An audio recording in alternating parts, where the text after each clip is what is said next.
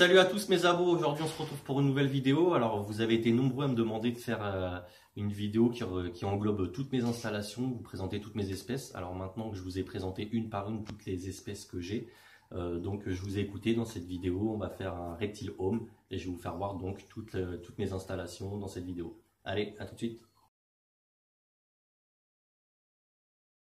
Alors c'est parti, alors donc voilà le premier terrarium, il s'agit du terrarium de mes geckos léopards, de mon couple de geckos léopards, qui s'appelle pour la femelle Tiki et pour le mâle Mickey. Ils ont environ 3 ans. Et le terrarium fait 60 par 45 par 45.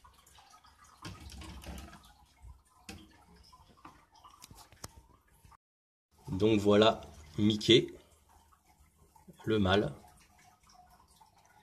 Qui est adorable, franchement la manipulation ça bouge pas, c'est génial.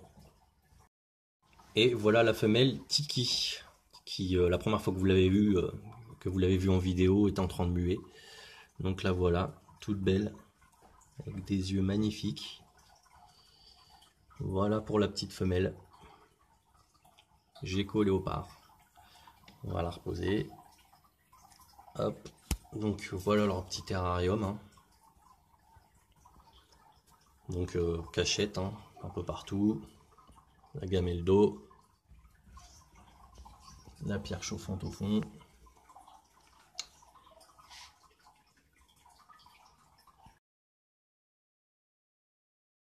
Alors pour le deuxième, on sera là pas sur un terrarium mais un aquarium qui fait quant à lui 55 par 30 par 35, soit environ 60 litres pardon, et qui abrite un ou une axolote. Alors pour son âge, je sais pas trop, hein, c'est vrai que j'ai pas pensé à demander au vendeur, il faudra que j'y redemande. Et pour son nom, je vous avais demandé, donc on n'est pas encore décidé, mais apparemment Snow serait en shortlist de toutes les propositions que vous avez fait. Donc voilà, le ou la petite axolote. On va essayer de montrer sa petite tête, je sais pas si je vais y arriver.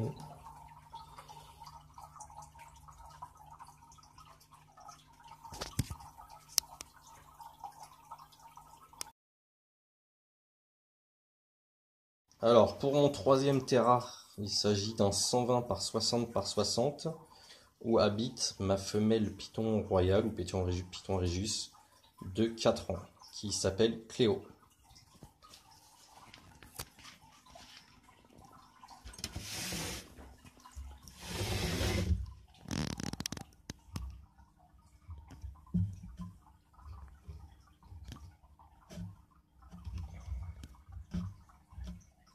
Vous voyez le terrarium, hein. Gamelle d'eau, le point froid avec la mousse de seuil humide, son point chaud avec un cap chauffant en dessous, isolé par du polystyrène, hein. Petite déco.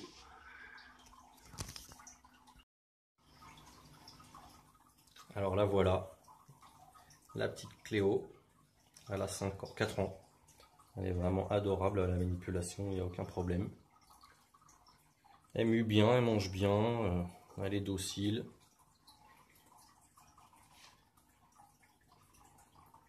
Petite mémère.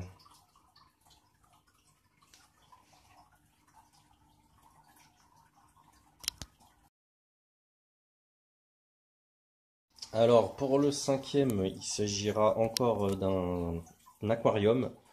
Alors l'aquarium, les dimensions, c'est 1,25 m par 70 par 54, ce qui fait à peu près 472 litres, qui accueille lui mes deux tortues aquatiques, les Pelusio castanaeus, qui sont âgées respectivement de 4 ans.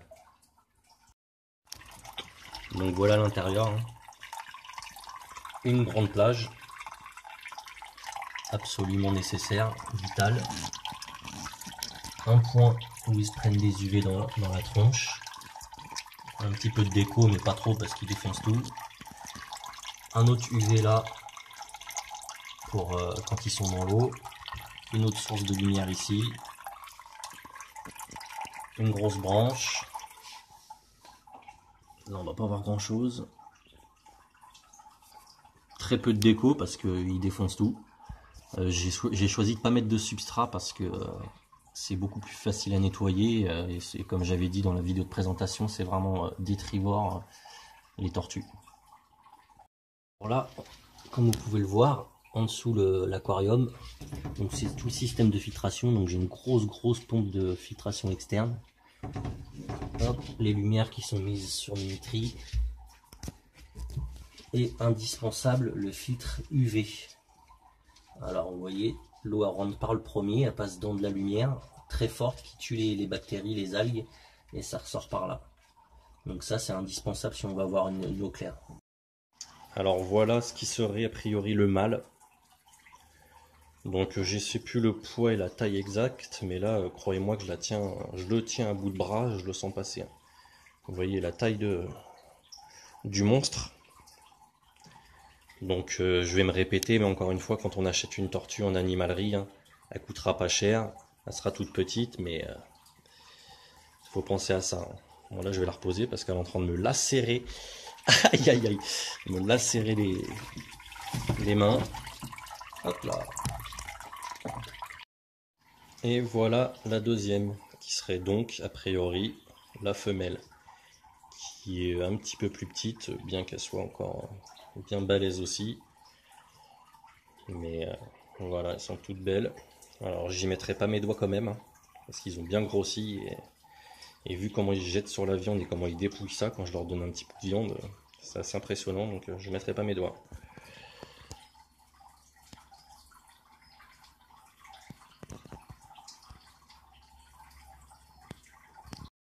Donc voilà les deux ensemble pour comparer. Donc vous voyez que là c'est clair et net. Dans maman vous voyez peut-être pas, mais que là il y a vraiment une sacrée différence. Hein. Donc là à droite le mâle, à gauche la femelle. Encore une fois en théorie, j'ai pas encore vraiment réussi à les sexer. Je me suis pas trop penché sur le problème.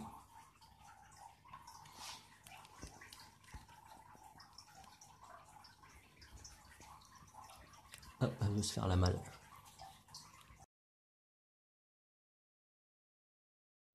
Alors le cinquième est la petite maison de ma femelle Pantheramphis guttatus K, qui a elle, quel âge elle a? Je crois qu'elle a 5 ans, ouais, elle a 5 ans. Donc son terrarium c'est un 100 par 50 par 50.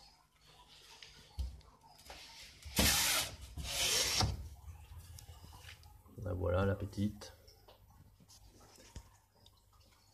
Enfin petite, elle fait plus d'1m40, donc elle est même plus grande que ma femelle python qui elle fait 1m20. Donc la gamelle d'eau, comme j'avais fait voir, hein.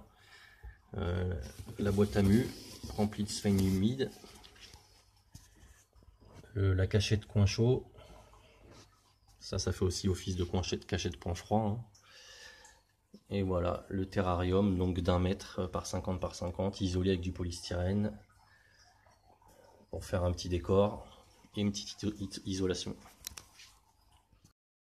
Et là voilà la petite K, ma petite Pantheramphis.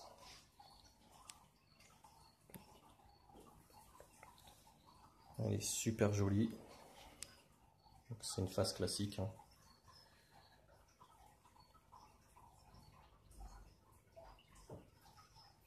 C'est mon premier serpent.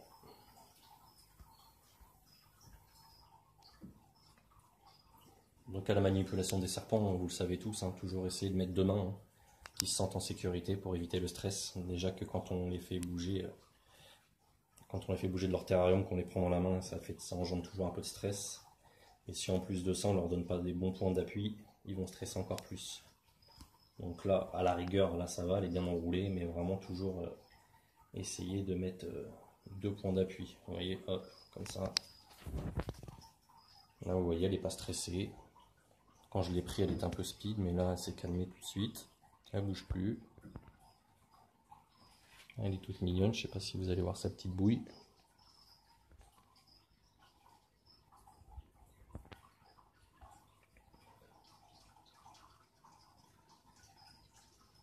Voilà, c'était K.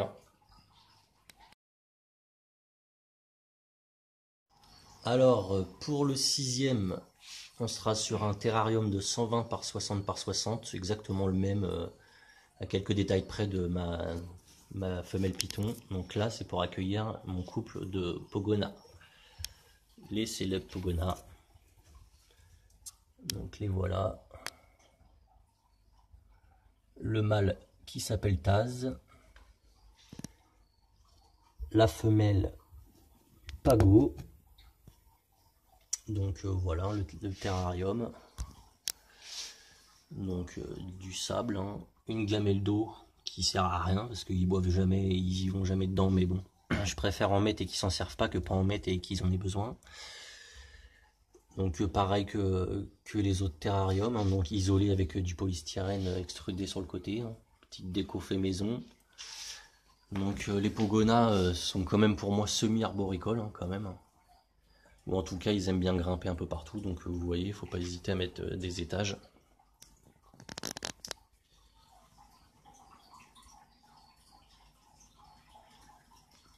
Couple qui a déjà reproduit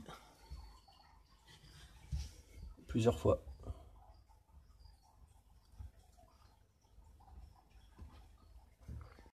Donc voilà, Taz le mâle. Alors c'est un beau bébé, hein, bien balèze. Il mange bien, s'amuse bien. Alors lui, il est phasé. Alors je me rappelle plus c'est quoi la phase exactement. Je l'avais marqué, je me rappelle plus. De tête, je me rappelle plus. Si je retrouve, je remettrai sur le montage.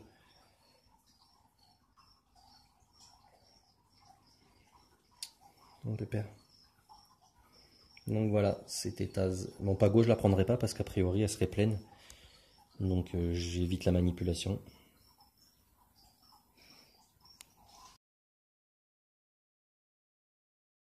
Alors nous voici donc arrivés sur le 7e. Alors ça c'est la plus grosse installation que j'ai chez moi. Donc il fait 1 mètre, le terrarium, l'aquaterrarium fait 1,55 m de haut par 1,55 m de long par 70 de haut il me semble. Avec un aquarium de 120 litres dedans. Et pour ceux qui connaissent déjà, c'est Blue qui est dedans. Ma jeune femelle dragon d'eau qui vient tout juste d'avoir 1 an. Qui est là. La mémère. Donc j'avais déjà fait une fiche assez détaillée du terrarium, hein, je ne vais pas recommencer, hein, mais bon, comme les autres, pareil, isolation en polystyrène, tout ça en polystyrène, les bus de pulvérisation, le système de pulvérisation, donc son bassin d'eau, filtré bien sûr, l'aquarium, mais elle vit pas toute seule, cette petite, elle a avec elle un crapaud buffo américain. Alors il n'a pas de nom lui le pauvre, hein. Mais vous allez me dire oh, c'est dégueulasse, c'est un crapaud, mais moi franchement j'adore. C'est un vrai vorace, franchement ça mange tout ce que je lui propose, ça mange. C'est vraiment super sympa comme espèce. Alors ce qui est marrant c'est qu'il a pris ses petites habitudes quand j'arrive et que... Alors mes animaux, j'ai l'habitude de faire des petits bruits avec la pince pour les prévenir que j'arrive, que je vais les nourrir. Et en fait, il reconnaît le bruit de la pince, je vous assure que c'est vrai, il reconnaît le bruit de la pince et je vous ferai voir en vidéo un de ces quatre au nourrissage. Et dès que je fais claquer la pince, hop, on le voit sortir de nulle part. Il arrive et puis hop, il vient manger. Et la cohabitation se passe super bien. Alors au début, il se regardait, je l'ai même vu... Blue lui faire un petit bisou, un petit béco sur le bout du nez une fois. Donc il n'y a vraiment aucun problème. Alors au début j'avais peur, je sais très bien que mélanger plusieurs espèces ensemble, c'est jamais évident. Mais bon là le terrarium s'y prête bien, il est grand. Elle est plutôt, c'est pas qu'elle est plutôt, elle est même totalement arboricole. Lui totalement terrestre. Les 3/4 du temps de la journée il est enfoui dans la terre, il sort que le soir donc... Même s'ils mangent les mêmes proies, il n'y a vraiment pas de problème. Donc voilà, j'adore ces petits yeux orange. Donc voilà, il n'a pas de nom, mais bon, si on l'appelle... alors comment on l'appelle? C'est buffo, c'est crapouille. Alors on ne rigole pas, mais mes enfants l'appellent crapouille. Voilà. Donc voilà Blue, ma jeune femelle dragon d'eau, qui fait que comprise 45 cm et qui vient d'avoir 1 an. Je trouve juste cette espèce magnifique, franchement, les couleurs et puis même le comportement, ceux qui ont vu les interactions que j'arrive à avoir avec elle. Maintenant, quand elle est décidée, hein, je la force pas toujours, hein, mais quand elle est décidée, j'ouvre le terra et elle me monte dessus d'elle-même. Il y a vraiment plus de crainte. Au début, là, ce que je suis en train de faire, la filmer comme ça aurait été totalement impossible. Maintenant, vous voyez que elle est calme, elle bouge pas. Bon, je dis pas qu'elle y resterait 1 heure comme ça, hein, mais franchement, elle est vraiment habituée à moi. Je l'ai vraiment désensibilisée à la main humaine. Donc voilà, hop, là, c'est sa petite habitude, elle me monte sur l'épaule. Tu veux venir sur mon épaule? Et voilà, c'était Blue.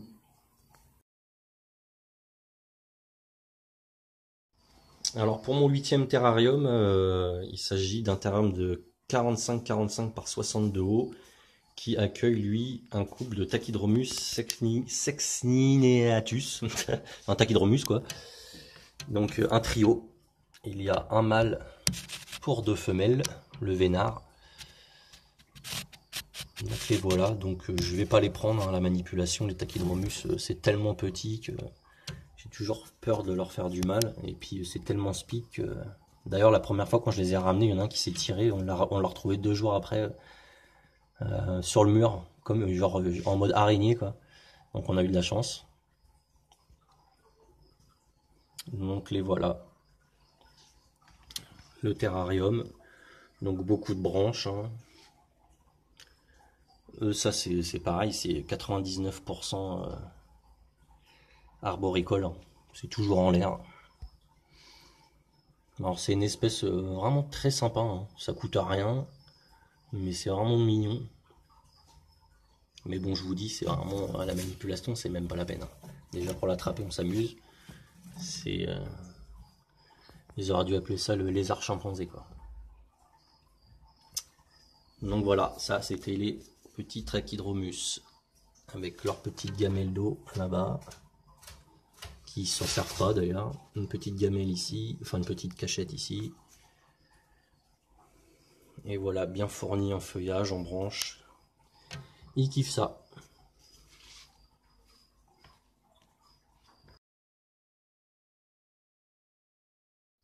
Alors le 9e terrarium est lui un terrarium fait maison, fabriqué dans récupéré un vieux meuble que j'ai transformé en terrarium. Donc c'est un terrarium de transition. C'est pour mon varan des savanes. Alors, il s'appelle Elliot et il a 7 mois. Le terrarium fait 1 mètre par 60 par 40. Donc voilà. Donc une gamelle d'eau. Hop, un substrat super humide d'un côté, super sec de l'autre. Donc lampe UV, lampe chauffante. Il a tout ce qu'il faut en plus petit. Donc pourquoi terrarium de transition? Parce que ceux qui ont vu dans mes autres vidéos de présentation d'espèces, hein, j'ai volontairement mis, depuis qu'il est tout petit, depuis que je l'ai eu, hein, donc je l'ai acheté à la bourse au Reptile Day l'année dernière. Non, il y a avant cet été-là, au mois de juin, je crois. Et donc je l'ai eu tout petit et j'ai décidé de le mettre donc là-dedans pour que vraiment il s'habitue à notre présence, qu'il reste pas planqué constamment sous une pierre ou quoi et qui n'ait pas peur de nous. Donc je vous verrai, je vous ferai un jour dans pas longtemps le nourrissage et franchement il a vraiment plus peur de nous, hein. Bon, je dis pas qu'il nous saute dans les bras, hein, c'est pas encore ça, mais bon, en tout cas il est désensibilisé, il nous voit plus comme une menace, hein. Donc j'ai mis quand même des branches. Vous voyez, j'ai mis quand même des branches parce que il aime bien monter, hein, malgré que ça soit terrestre. Franchement, petit, juvénile, les varans des savanes, tout varan d'ailleurs, ils aiment vraiment bien monter, hein. Donc voilà le gros pépère. Donc attention au surnourrissage, hein, il y a des problèmes d'obésité, hein. Il y a beaucoup de varans qu'on voit obèses. Et vous voyez par exemple celui de Snake Reptile, hein, franchement lui, le sien il est juste parfait. Point de vue taille, proportion et tout, il est magnifique. Donc voilà, j'espère que le mien sera pareil. Donc je n'ai pas sexé encore, je sais pas si c'est un mâle ou une femelle. Il faudrait que je me renseigne d'ailleurs à quel âge on peut les sexer. Donc voilà, c'était Elliot, mon varan. Alors pour le 10e terrarium, là on est sur une taille mini, on est sur un petit terrarium 30-30-30, qui lui est la petite maison de mes deux, excusez-moi pour la main, pour mes deux Achatina, l'escargot géant d'Afrique. Donc il n'y a pas de mâle et de femelle, hein. Ils sont hermaphrodites. Alors il n'y a pas de mâle et de femelle, mais il faut savoir qu'il en faut quand même deux pour qu'ils se reproduisent. Alors me demandez pas pourquoi. Donc ils m'ont fait des petits, hein. Ils se sont déjà reproduits une fois. Je les ai pas vus faire. Mais en tout cas, ils se sont reproduits. Donc voilà les deux. Alors vous voyez, il y a une variante, hein. Ils sont la couleur de la carapace. Alors ce que vous voyez, les petites bêtes dessus, hein, c'est des colomboles, hein. Donc là, il n'y a aucun danger, hein. Pour eux, il n'y a aucun danger. Ça mange plutôt leur excrément, tout ça, il n'y a pas de problème, hein. C'est plutôt bénéfique qu'autre chose, quoi. Donc voilà. Après avoir vu les parents des parents escargots géants d'Afrique, la Catina. Donc là, on va pas les voir parce que malheureusement, ils sont pas sortis. Mais dans cette petite boîte en plastique là, il y en a au moins une centaine. J'essaierai de mettre une petite photo. Une fois, je les avais pris en photo. Mais donc là, vous voyez, hein, tout ce qu'on voit sur les côtés, partout les petites taches blanches, c'est pas des gravillons, c'est pas des cailloux, c'est des petits escargots. Voilà pour les escargots. Alors pour le 11e terrarium, on est sur un terrarium de 90 par 45-45 qui lui abrite un couple de Thamnophis sirtalis qui ont à peu près 9 mois. Donc un couple, un mâle et une femelle. Alors avant j'avais deux mâles et une femelle, hein, parce que les Thamnophis il faut plus de mâles que de femelles. Mais malheureusement j'ai un des deux mâles qui est décédé, qui est mort, alors je sais pas pourquoi. Là on en voit un là. Hop. Donc désolé pour le contre-jour, hein, j'ai un petit contre-jour derrière moi. Donc voilà pour le terrarium. Alors donc surface, là en dessous les cailloux on ne voit pas mais il y a de l'eau, hein. Donc une surface aquatique et une surface terrestre forcément. Donc je vous rappelle que le Thamnophis c'est un serpent piscivore, hein. Donc il mange des petits poissons. Donc là je sais pas si on va les voir, mais si on en voit quelques-uns, donc il y a des petits poissons. Donc dans le bac que vous avez vu précédemment de ma dragon d'eau, dans l'aquarium en fait, bon je sais il y en a ils vont dire oh mais je fais reproduire des guppies. Et une fois qu'ils sont à taille adulte ou à taille adaptée, je les donne à manger à mes Thamnophis. C'est la nature. Donc voilà, ça je crois que c'est le mâle. Et la femelle, elle doit être cachée quelque part. Donc vous voyez que l'eau est vachement limpide. Alors en fait, j'ai fait un système, je sais pas si on va bien voir. En fait ici, là-dessous, ça c'est du polystyrène. Ce que vous voyez, il n'y a pas de substrat, c'est du polystyrène. Comme ça reste toujours sec, parce que malgré que ça soit des serpents piscivores, il faut toujours que ça reste au sec. Donc le substrat, c'est du polystyrène. Ici, j'ai laissé un petit trou pour laisser de la terre pour mettre une vraie plante. Et ici, en fait, la berge, j'ai mis de la chaux avec du ciment. Pourquoi j'ai fait ça? Oui, c'est tout dur. Parce qu'en fait, la terre et le sable que j'ai mis en dessous pour surélever tout le niveau terrestre, en fait, ils se mélangeaient avec la flotte. Donc du coup, toute la flotte était tout le temps dégueulasse. Quasiment 2 fois par semaine, j'étais obligé de la changer. Donc là, vous voyez, l'eau est limpide comme tout. Et au moins, il n'y a plus de mélange.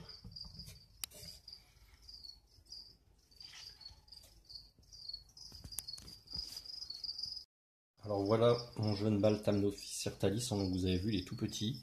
Il doit mesurer quoi? Allez, 50 cm. Alors ça mord, hein, c'est une petite couleuvre qui est vachement mordeuse, mais bon, ça fait absolument pas mal. C'est même plutôt dangereux pour elle, hein, parce qu'ils ont tellement des petites dents que ça pourrait leur casser les dents. Donc là je le manipule pour la vidéo, sinon c'est exceptionnel, voire très rare que je les manipule, hein. Donc vous voyez, petite tête. C'est vraiment magnifique, mais bon, c'est vraiment à éviter un maximum la manipulation, parce que c'est des serpents qui stressent très vite.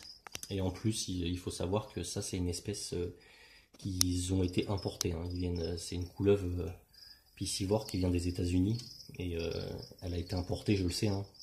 Je les ai achetés à la ferme tropicale, et Ils m'ont dit qu'ils ont été importés des États-Unis. Donc j'avais peur, hein. Je ne vous cache pas que acheter des animaux importés, c'est surtout des petits serpents comme ça, c'est jamais évident. Mais bon, là, ça fait un bon petit bout de temps que je les ai. Hein. Mais écoutez, ils se portent bien. Alors pour nourrir, c'est pas évident. Hein. Vous vous doutez bien qu'il faut avoir des poissons. Et puis des poissons pas trop speed parce qu'il faut qu'ils arrivent à les attraper. Pas trop gros parce qu'ils ont des petites bouches.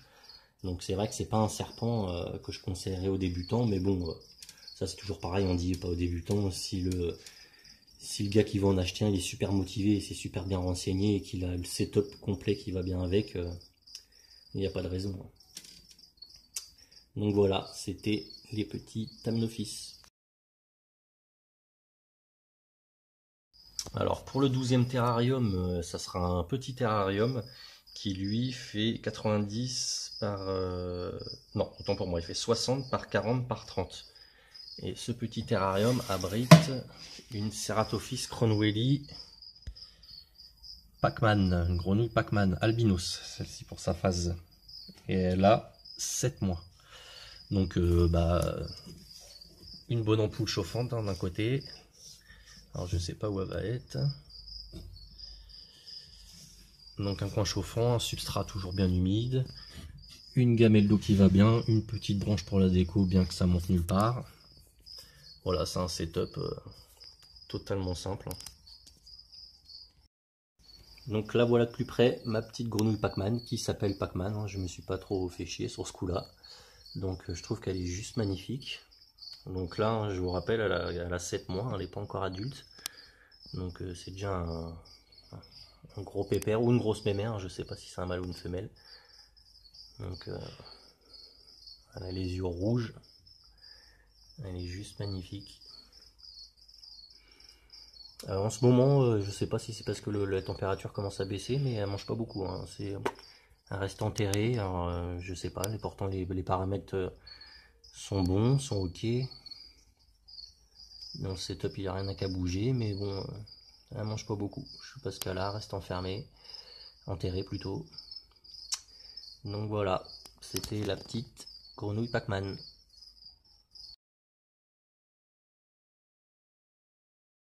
Et enfin, pour finir, le 13e, il s'agit d'un flexarium, ou plutôt d'une volière que j'ai transformée en flexarium pour un caméléon casqué du Yémen.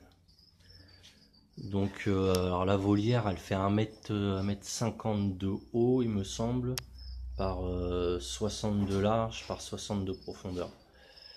Donc voilà, un point de vue setup, c'est arboricole, hein, vous savez bien, hein, les caméléons c'est arboricole. Donc je vais ouvrir ça, on verra mieux. Hop, voilà. Alors je sais pas où elle est. Elle est en mode, ah si elle est là. Elle est en mode caméléon. Elle est là. Donc vous voyez, elle a de la place.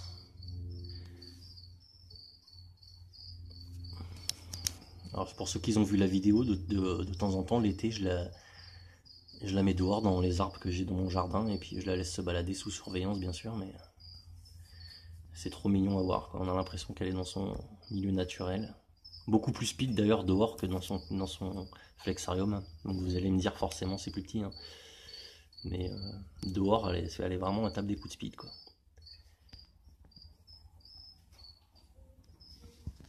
Donc voilà. Alors UV, je sais qu'il n'y en a pas forcément besoin, mais bon, moi j'en ai mis. Toujours pareil, hein, je préfère qu'il y en ait et qu'il n'en ait pas besoin, qu'il n'y en ait pas et qu'il en ait besoin. Donc si elle en a pas envie, elle descend, elle se met en dessous d'une branche et hop, il n'y a plus de problème d'UV. Hein. Alors pour donner à boire, j'ai fait ce petit système là. Vous voyez, une bouteille d'eau, voilà, il reste plus grand chose. Je le remplis je remplis 8-10 cm.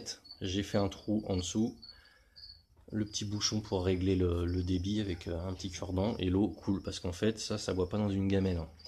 Les caméléons ne boivent pas dans une gamelle, ils boivent les gouttes qu'il y a sur les feuilles. Alors au début je pulvérisais, mais étant donné que c'est du grillage, c'est ouvert, donc j'en foutais un peu partout.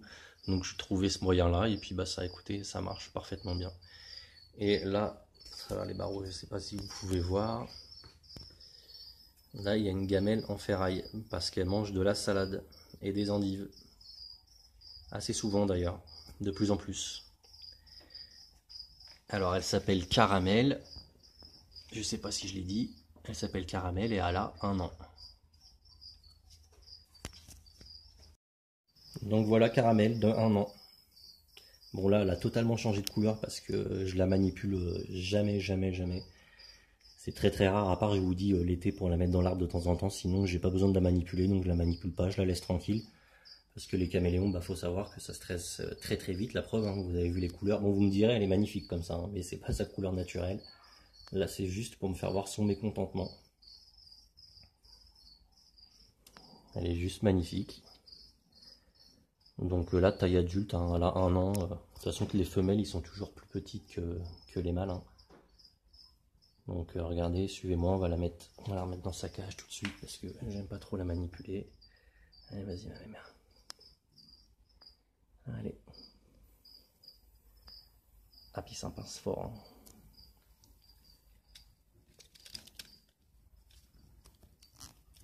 Hein. Allez, voilà.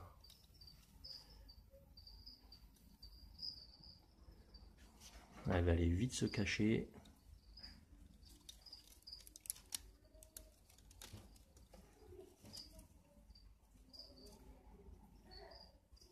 Donc voilà, hein, pour ce qui est de la volière, écoutez, je cherchais une cage, enfin du moins un flexarium chez Exoterra ou autre marque, hein, pour ne citer que. C'est tout petit et ça coûte une blinde. Franchement, ça coûte une blinde. Celle-là, la volière, elle était quasiment neuve quand je l'ai achetée. Je l'ai achetée sur le Bon Coin et je l'ai payé 40 €. Donc franchement, il n'y a pas photo. Hein. Alors je sais bien que leur argument pour les flexariums, c'est oui, mais si vous donnez des insectes, vu que c'est du voilage, disons du grillage très fin et les insectes ne peuvent pas se sauver, moi étant donné que je la nourris à la pince, je suis pas emmerdé avec ça, ça me pose pas de problème. Hein. Et puis ce qui est bien aussi avec ces cages là, c'est que ici vous voyez, là il y a une trappe. Hop, si j'arrive à l'ouvrir, une trappe, et quand on tire, clac, je peux nettoyer très simplement sans avoir besoin d'enlever toute la déco.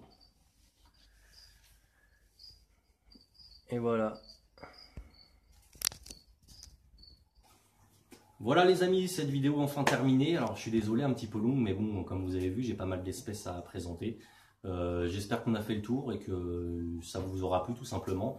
Si c'est le cas, n'hésitez pas à lâcher un maximum de likes. Et puis pour ceux qui ne sont pas abonnés, faites-le tout de suite si vous en avez envie. Ça se passe par là. Et puis sur ce, on se dit à la prochaine vidéo. Et à plus. Ciao.